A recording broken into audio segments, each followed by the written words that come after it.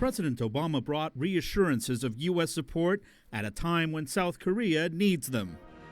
There are signs the North is planning another nuclear test.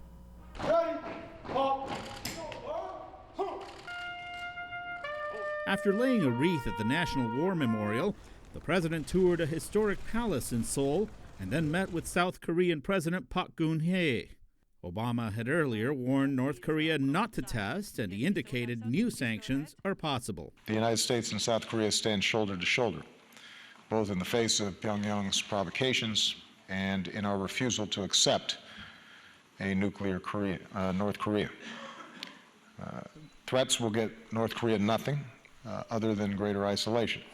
Preoccupations on North Korea were overshadowed by last week's ferry disaster that left South Korea mourning the more than 300 people who are dead or missing.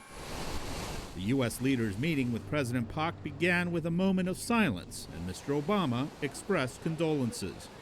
President Obama sought to ease tensions between South Korea and another important U.S. ally, Japan, on history issues.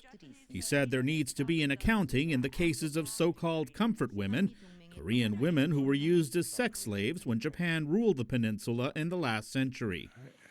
I think that any of us who look back on the history of what happened to the comfort women here in South Korea, for example, have to recognize that this was a terrible,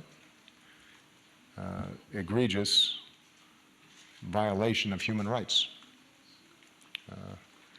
Those women were violated in ways that, even in the midst of war, was shocking. Mr. Obama's first stop on this Asian tour was Japan, where Emperor Akihito bid him farewell on Friday. As in South Korea, Japanese leaders were eager to hear Mr. Obama's reassurances on U.S. security commitments. Luis Ramirez, VOA News, Seoul.